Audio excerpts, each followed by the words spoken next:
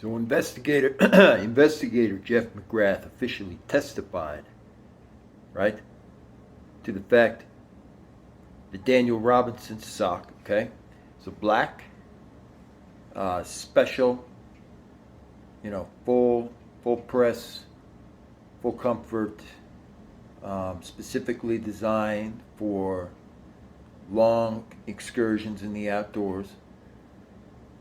Black wool Nike sock. Okay, this sock was found at least a few miles from the official crash site where Daniel Robinson was, in fact, cited. In retrospect of this, it's where he was spotted during this whole entire escapade, right? So there's been important updates on this case, okay? Very important updates, including the fact that they found DNA, okay, left behind from someone who actually went inside the Daniel Robinson apartment, went inside the place where Daniel Robinson was living, okay, at the time. So I've got my hands full with a lot of things, and this is just a short video update, very, very important update, but I'm going to be devoting some very vital resources towards getting these questions truly, fully answered on the Daniel Robinson case. And it's interesting because you're going to see this area where the sock is actually located, where it's found, and it'll make you wonder about certain things in the case that we've been told thus far that turned out to be entirely incorrect. Okay? I would imagine that somebody from the actual construction site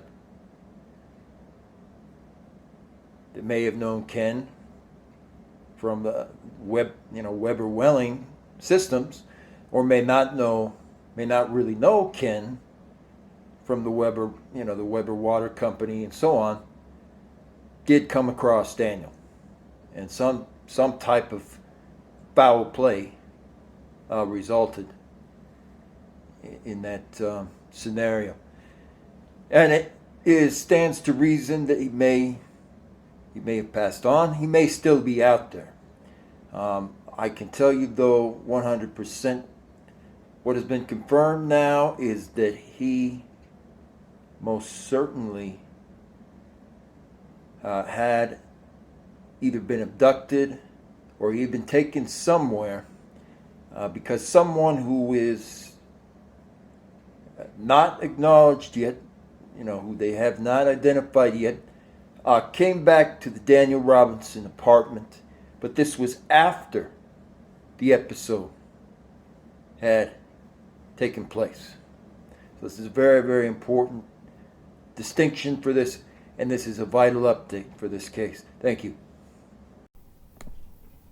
Since Ken took that, layperson search around 3 o'clock, I guess they used that time period. And we talked to Mr. Robinson, to David, about this, and this is something that really sticks with him to this day, that the police, they took a while to take this seriously. And as Alice said, you might think, well, let's pick the earliest time and do it. But the police, they very much were doing the thing where he's going to turn up. He's an adult, he's going to turn up. So 3 o'clock sounded good. Let's wait till 3 a.m. And I'm sure whoever said that was thinking he'll turn up. Between now and 3 a.m., he's going to call his dad, and this is going to resolve itself. And, we love the police here on the Prosecutors Podcast. We're very big police people here, but we're also willing to point out when the police have shortcomings.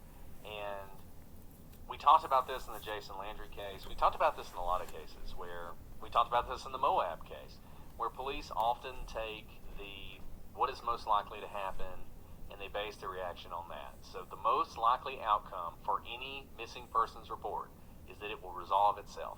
That is what usually happens. The most likely outcome for any car found on the side of the road is that the driver will appear on their own. The DUI walk-off usually just ends with the person who is the DUI coming back the next morning and getting their car. That's what usually happens. And so, the police, being short-staffed and short on resources, react based on what's usually going to happen. And the problem is, when you look at this case, there were warning signs here. You had Ken, who, whether he was right or wrong, thought that Daniel was acting unusually that morning. You have Daniel, who's in an area that he doesn't know. He says he's going to go back to Phoenix. His tracks do not lead back to Phoenix. They lead into the desert. These are all signs that should have told the police. This is a concerning missing person. This is not a standard one.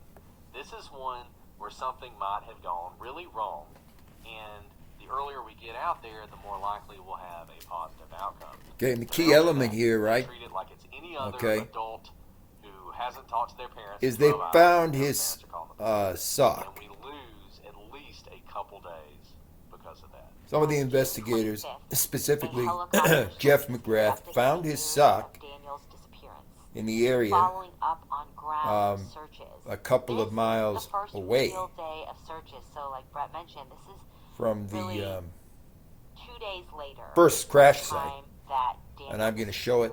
essentially I'm going to in show the some of that here. Now, more extensive in this searches video. will continue, but no trace of Daniel is found. So note, the helicopter is brought in because kind of the vastness of this area, and also because there are so few things dotting the landscape that from high up, from that vantage point, you're likely to spot a car or a person because there aren't buildings or trees really in the way. But they don't leave it just to the helicopter search. They also do the ground searches near where the tracks are. And you have people who are on ATVs. You have cadaver dogs that are out there, search dogs.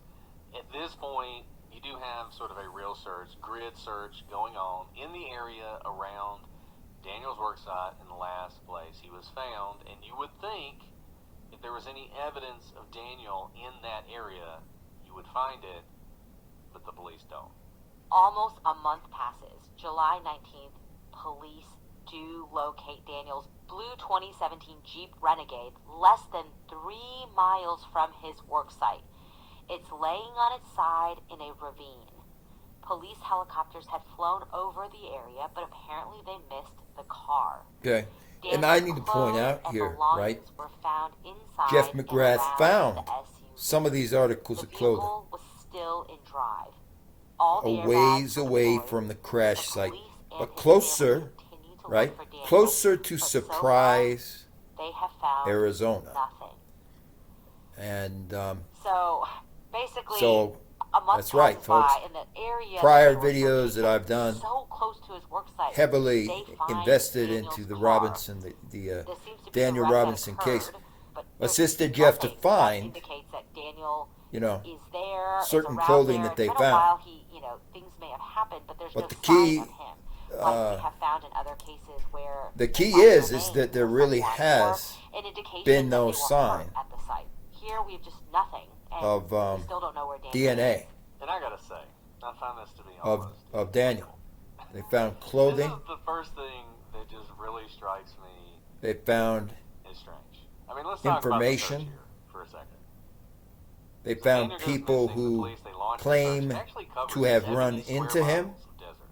And I'm going to show you It's all west a little more on the map. in the direction that he was driving at the time. But As they you have said, not you got found searchers, you got dogs, you got any kind of drones, trace of like you got helicopters, hair you got or all-terrain anything like vehicles, that. All the things you would want. I mean, the You know. police, it took them a few days. To this but day. Once they engaged, right? They did all the things you would want them to do. And they find no sign of Daniel. And honestly, in those initial days when you find no sign of him, you got to start to think, if you're the police, he's not around there. He has gotten beyond the desert. Whatever happened to him has happened somewhere else. And that's frustrating because where do you look when your initial search area has sort of exhausted itself? But then, a month later, as Alice said, they find the car. And it was actually a rancher. A rancher is out, surveying his land, and he finds Daniel's car. It's laying on its side. It's in a ravine. and it's less than 3 miles from his work site. I've seen between 2 miles and 4 miles. So we're going to say less than 3.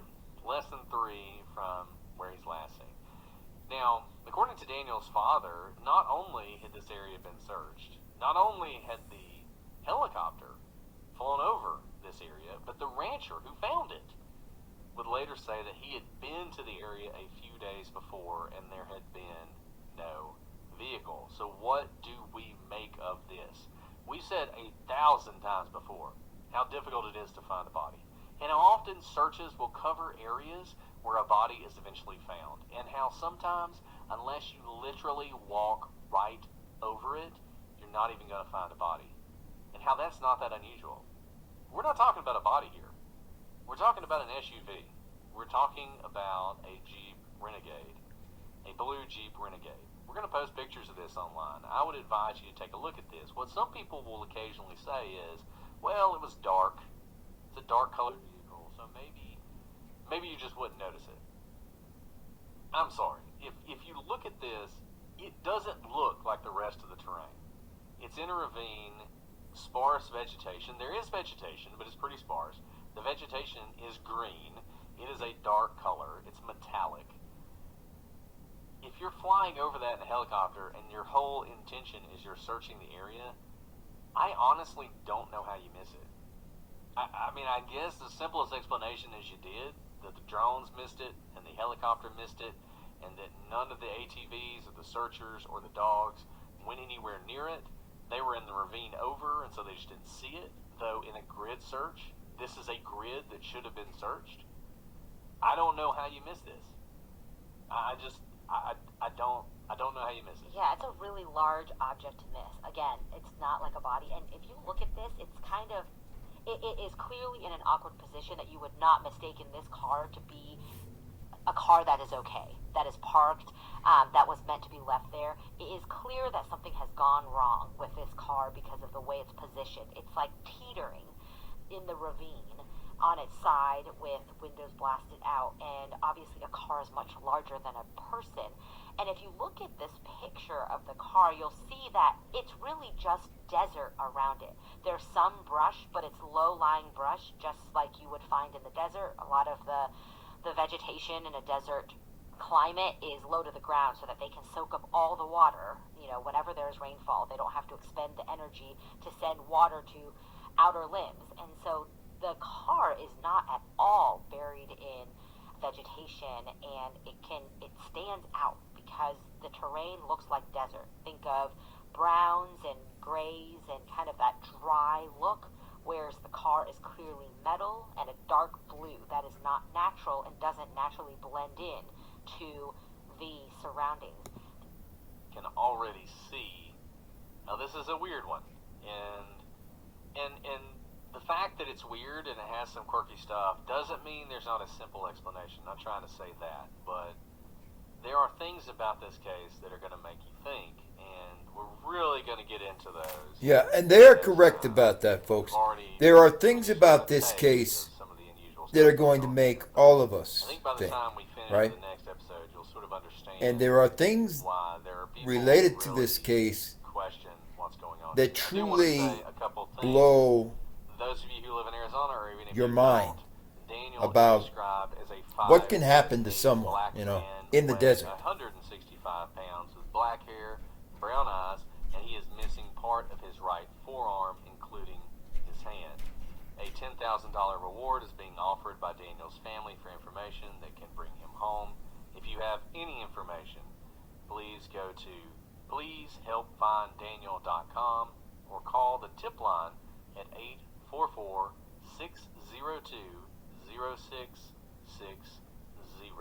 This is a family who is working constantly to bring Daniel home, and hopefully we can do everything we can to bring them some. You know, I have no question that Looking he forward to is. your thoughts. If you have any thoughts on this case, or if you have any information on this case, feel free to shoot us an He's email in an at interesting prosecutorspod@gmail.com, at prosecutorspod for Twitter, Facebook, situation, and Instagram. no matter what. Hello if you're watching on YouTube, and I hope you're enjoying your ad-free episodes on Patreon. do want to say that we have recently passed our 2-year anniversary. Happy anniversary, Alice. Oh, happy anniversary, Brett. I'm sorry I didn't get you anything.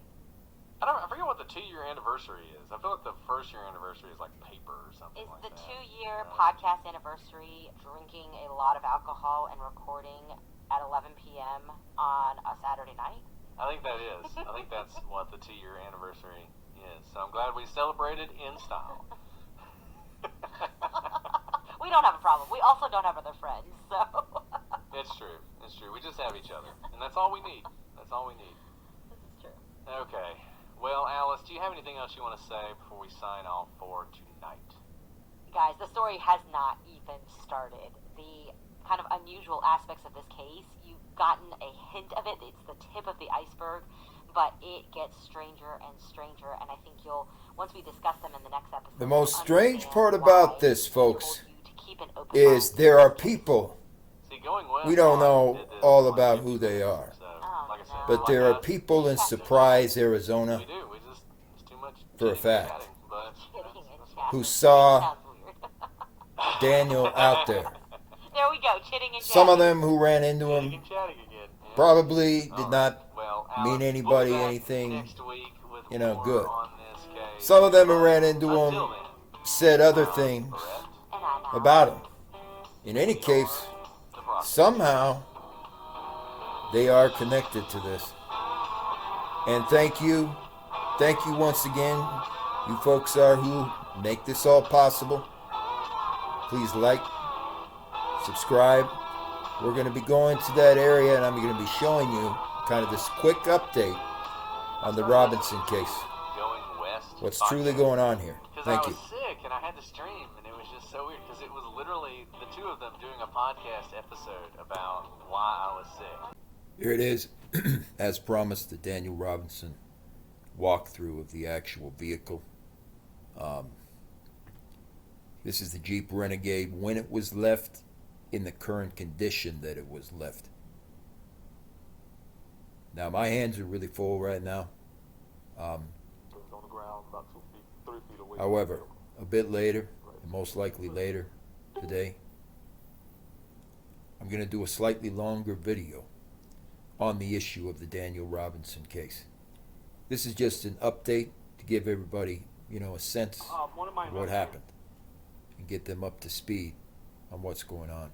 So when you look at the indentations on the vehicle, right,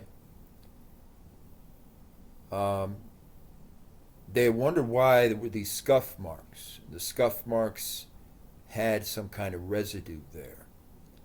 And the residue was said to be possibly paint thinner or, applied paint of some kind that just essentially got onto the shell of the car. However, when you look at it up close and you start looking at these images, you see something of real significant force hit the sides of this car. And there's theories that have been going around for a long time that maybe it was a gate or something at the construction site or at Weber's original water well site. But it's just when you look at the indentations, folks, look at how massive the damage is to the side of the car on both sides. And that's what I wanted to show you. There's no way that anything recovered. other than something extremely large, So, okay, could have done that kind of damage. T-shirt was dark. A pole at a construction site isn't going to do that type of damage. Something really hard hitting, just something massive hit the sides of this vehicle. His jeans were found inside out. And I desire to find out truly what that was that hit the vehicle. Nowhere on the front, but on the side. On each side of it. So anything above would have seen the orange vest, reflective vest off to the side. Okay, that came from the construction site. Okay. One of those vests. I noticed was the picture that Mr. Robinson showed me where the vehicle was laying on its other side. And I saw this damage here.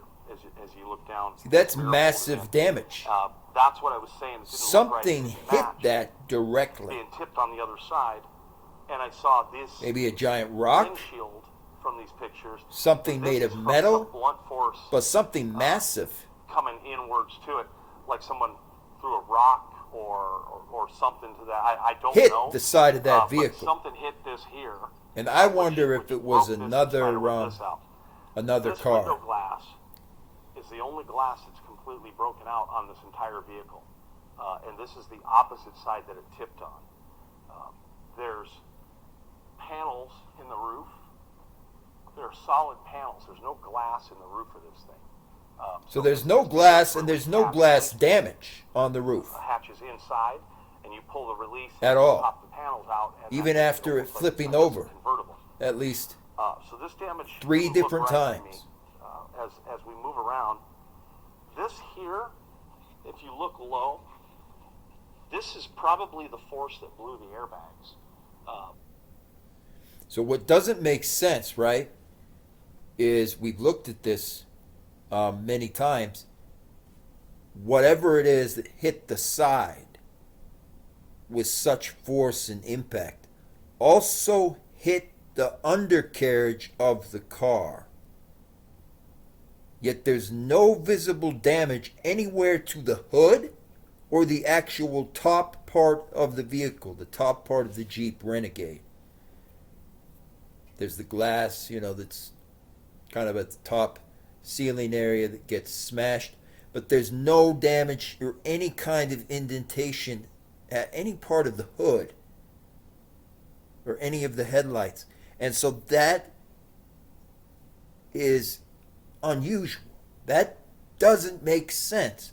Something had to have hit it with tremendous force at the sides to create that kind of giant indentation, but then also hit the undercarriage of the vehicle when it hit whatever that was.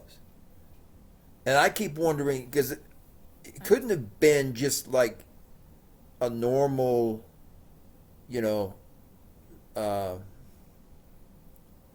metal grating or metal post, because it wouldn't create that kind of damage. So what I have kept wondering for a while now, and it's why I wanted to see these still shots up close, is if there was some kind of giant rock or even something that was at the construction site. It came out of, where he found one of those orange reflective costumes that Daniel would wear when he was crossing construction sites.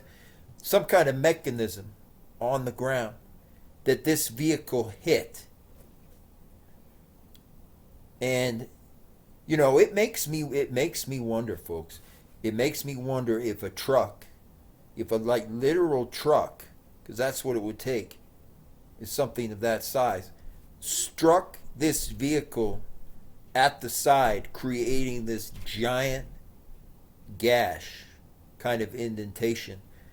And if somehow this vehicle simply hit a large cement pylon or something made of cement, somehow at an angle or something to that effect, because it's the only way it could explain the amount of damage that's on the undercarriage of the actual vehicle. I don't believe that any of that damage occurred when this vehicle flipped over. No, not at all.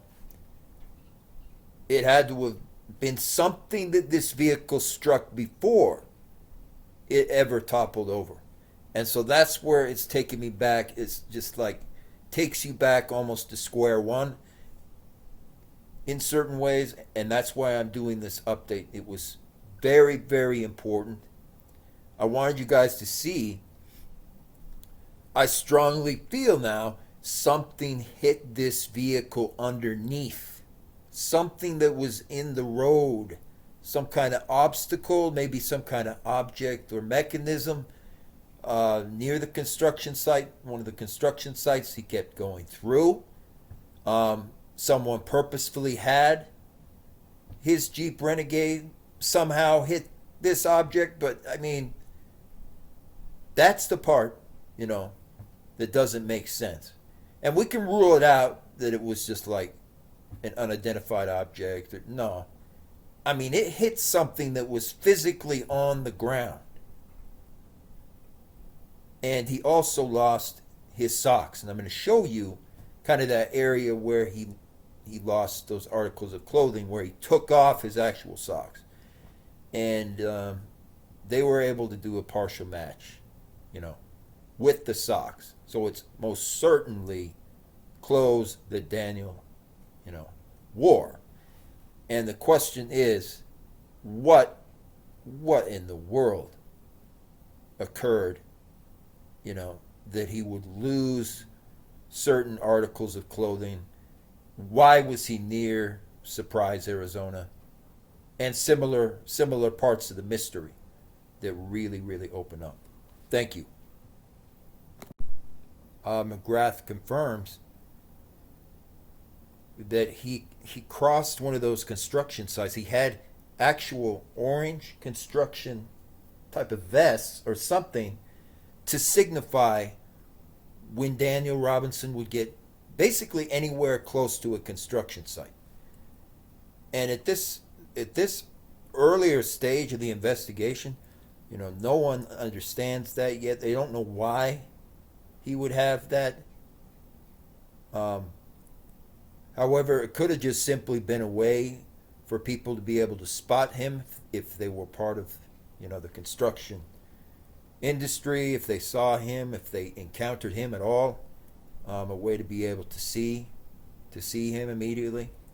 But it really still has a lot of mystery covering, the issue. So the Jeep was started more than 40 times after the airbags were deployed, once it got going on the road. And after the airbags are deployed, someone turns on the ignition 46 more times, which is not normal. The ACM records that the vehicle speed after the airbags are deployed was higher than usual. There is an additional 11 miles on the car since the airbags first deployed.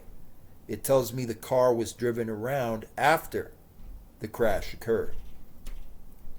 Detectives immediately searched for Robinson in the area by ground and air and are analyzing the evidence of the car.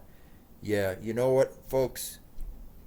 It's just not good enough. I would like to see, like some of you have brought up, I would like to see them do a full forensics diagnostic of that car. Yeah. I mean, really. Find out if Ken's DNA was on that car in any kind of way. Because, Ken's story never really matched up with events that were finally recorded, in the police report. And Ken's story was interesting nonetheless.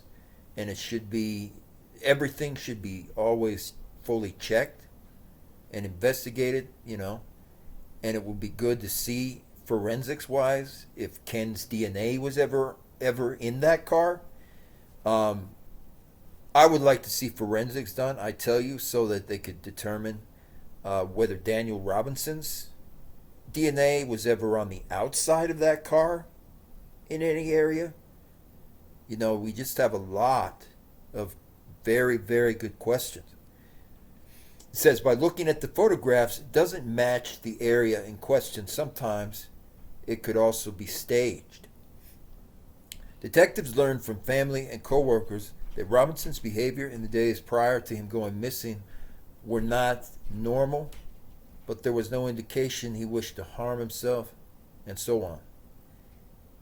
It is very out of character for him to run anywhere. And despite what I see and despite what I know, I believe one day I'm going to find him. And I'm going to put my arms around him. At this time, Jeff McGrath does not believe Daniel's disappearance is criminal. At least that's what he alleges. He doesn't know what to think, folks.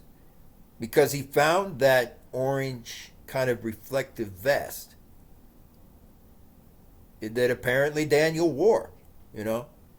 And like I said, Daniel did cross at least one construction site. You know, somebody was looking at him. They did, in fact, run into him. The question is, did they at all see him in Surprise, Arizona? And we can't have it. You know, we can't have a definitive answer on that yet. But they certainly ran across him. You know, they saw him wearing the orange reflective jacket, right? Why was he wearing that? And why in the world were his socks essentially discarded in the desert?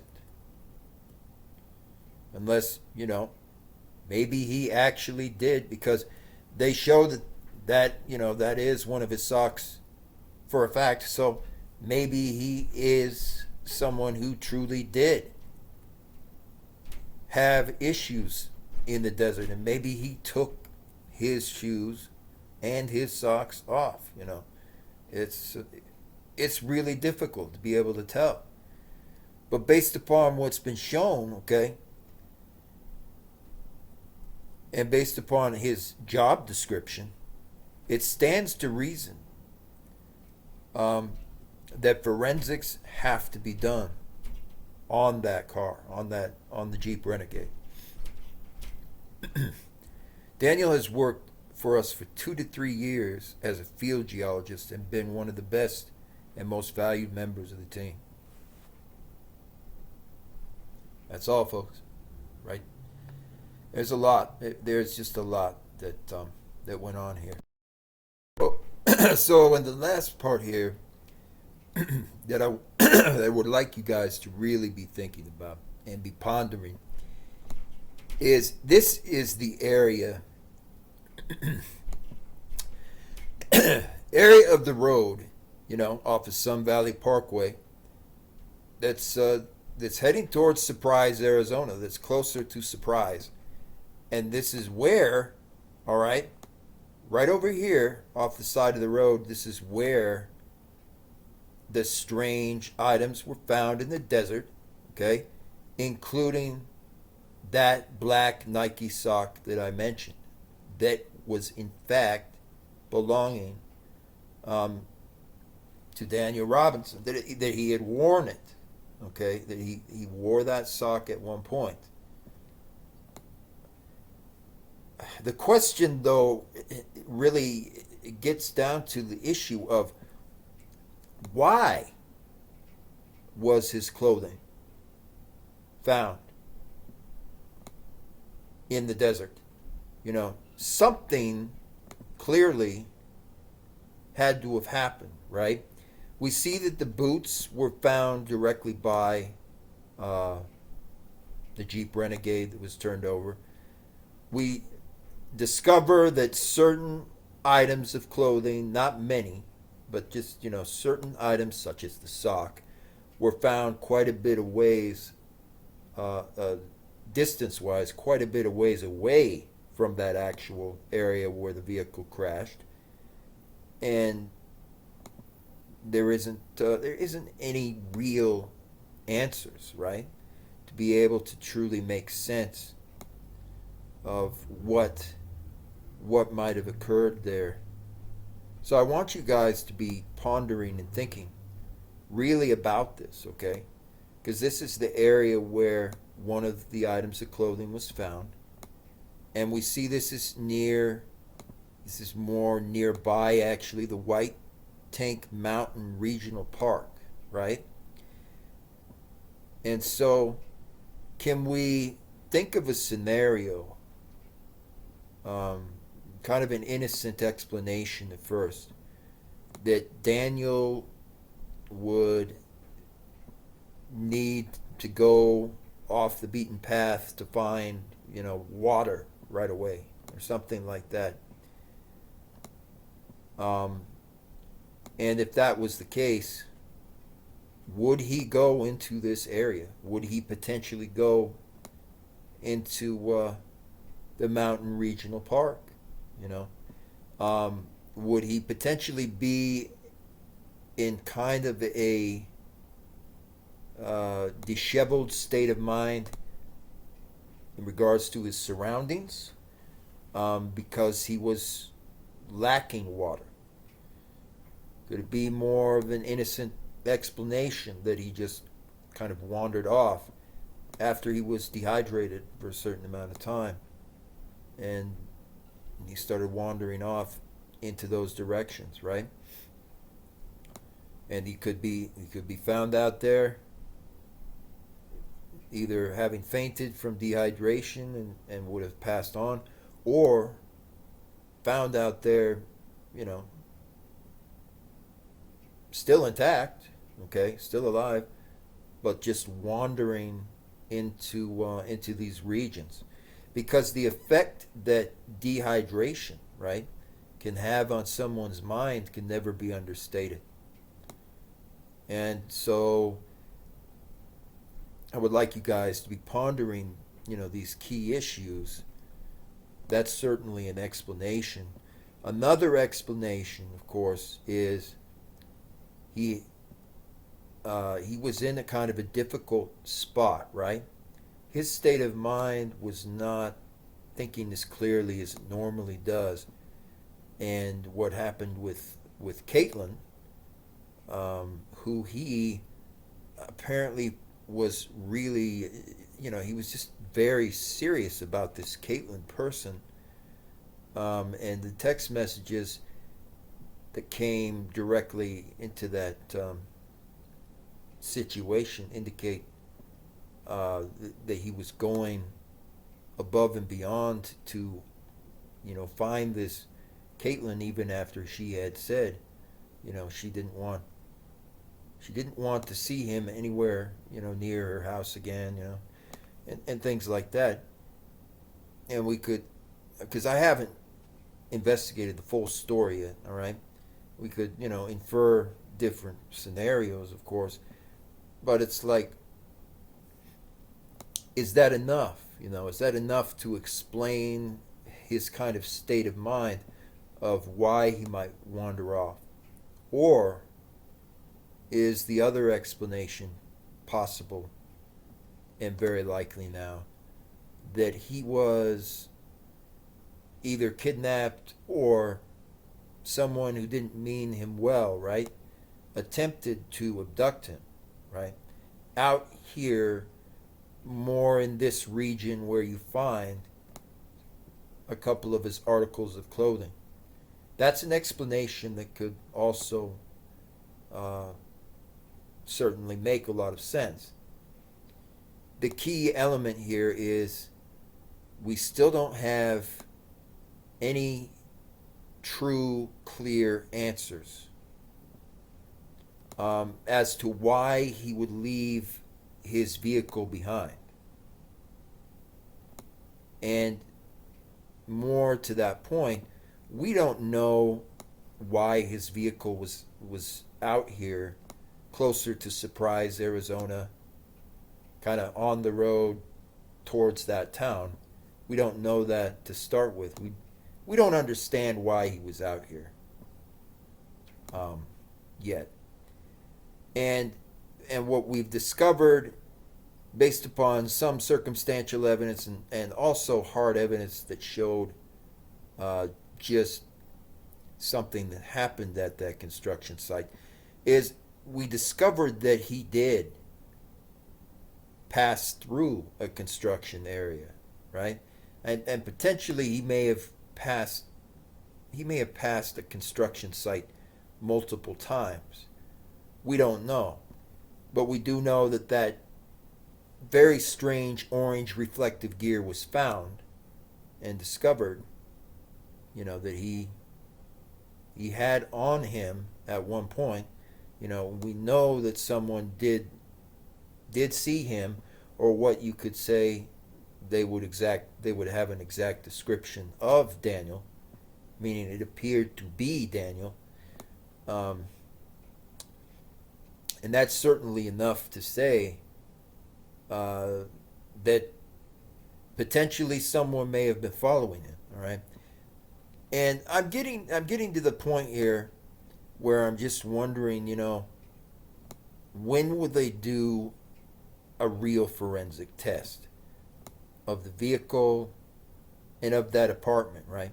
Because the news report that's the latest on Daniel Robinson, which I don't have the time to go into now, but I'll truly enjoy exploring that with you guys a bit later, is in the news they reported that they found DNA inside Daniel Robinson's apartment.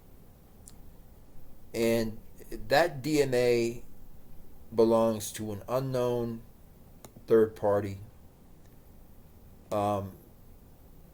who apparently had gone into the apartment after he went missing.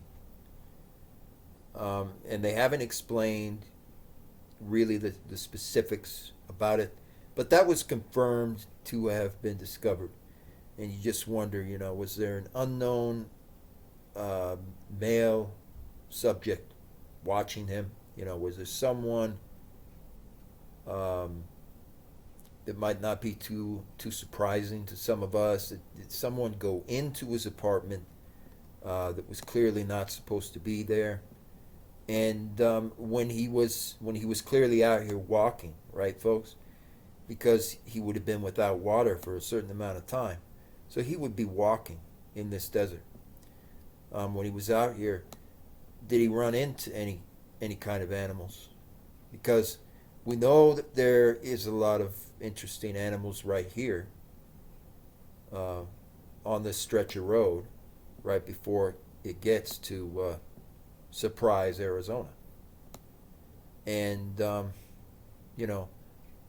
that's something that's a real consideration, because if his state of mind was, at the time, he felt like he was without water for that time frame, then he might do anything anybody could come up with to be able to get to water, right?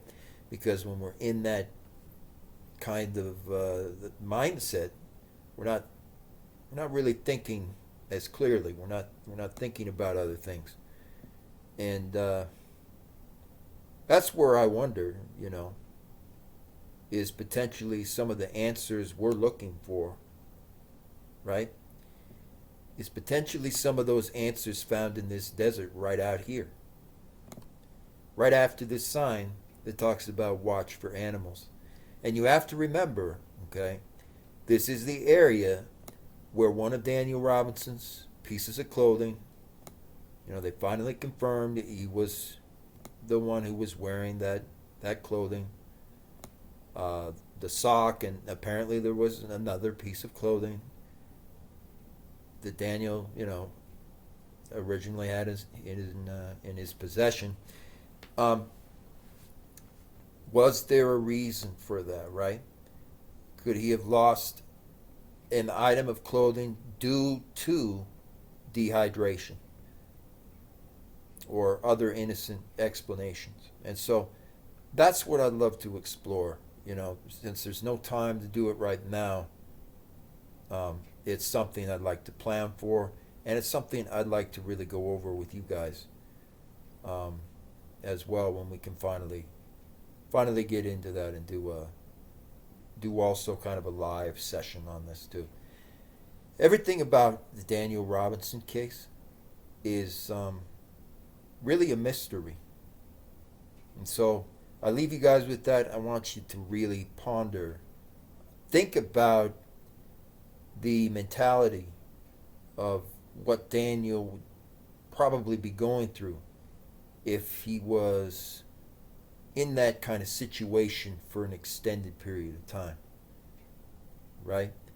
And think about what it might be like for you if you were outside and you were kind of wandering and you didn't have water, you didn't have a lot of water with you either. And thank you again. And I'm going to say it right now. I believe the forensics on on that Jeep Renegade are going to reveal something very vital that everyone missed. Thank you.